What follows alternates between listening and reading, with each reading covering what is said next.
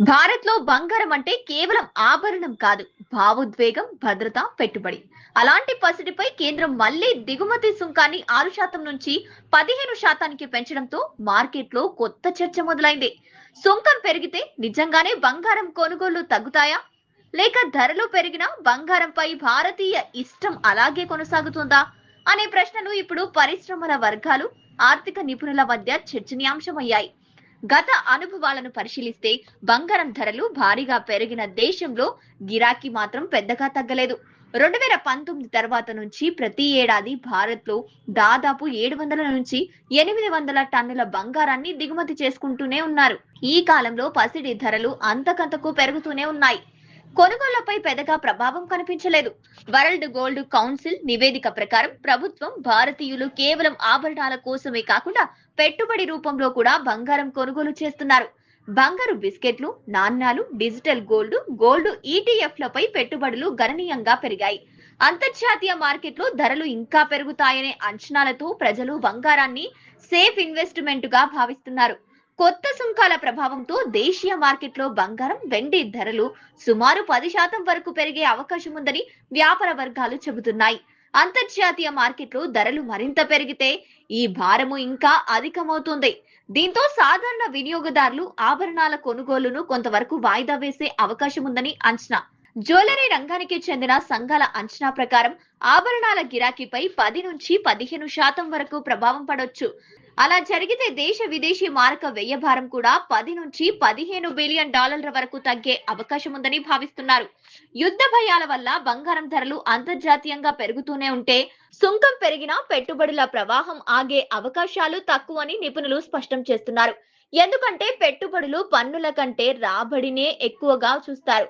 భవిష్యత్తులో ధరలు మరింత పెరుగుతుందనే నమ్మకం కంటే కొనుగోళ్లు కొనసాగుతాయని మార్కెట్ విశ్లేషకులు చెబుతున్నారు. సుంకాల పెంపులో కేంద్రానికి కొత్త తలనొప్పులు వచ్చే అవకాశాలు కనిపిస్తున్నాయి.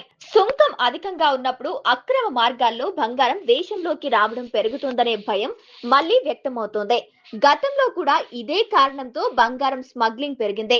బిల్లు లేకుండా జరిగే కొనుగోళ్లలో వినియోగదారులు మోసపోయే ప్రమాదం ఎక్కువగా ఉంటుందని నిపుణులు హెచ్చరిస్తున్నారు. ప్రత్యేకంగా 22 క్యారెట్ల పేరుతో తక్కువ స్వచ్ఛత కలిగిన ఆభరణాలు విక్రయించే అవకాశం ఉంది. బిల్లు లేకుండా కొనుగోలు చేస్తే వినియోగదారులకు న్యాయపరమైన రక్షణ కూడా ఉండదు.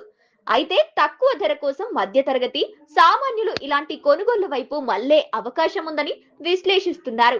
స్మగ్లింగ్ పెరిగే అవకాశాల నేపథ్యంలో రెవెన్యూ ఇంటెలిజెన్స్, కస్టమ్స్ శాఖలు అప్రమత్తమయ్యాయి. ముఖ్యంగా మహారాష్ట్ర, తమిళనాడు, గుజరాత్, పశ్చిమ బెంగాల్ తీర ప్రాంతాల్లో నిఘా పెంచుతున్నారు.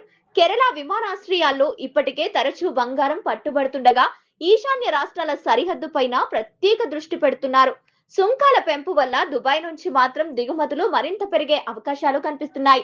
యుఏఈతో ఉన్న ఆర్థిక ఒప్పందాల కారణంగా ఇతర దేశాల కంటే 1% తక్కువ సుంకంతో దుబాయ్ నుంచి బంగారం దిగుమతి చేసుకునే అవకాశం భారత్ కు ఉంది.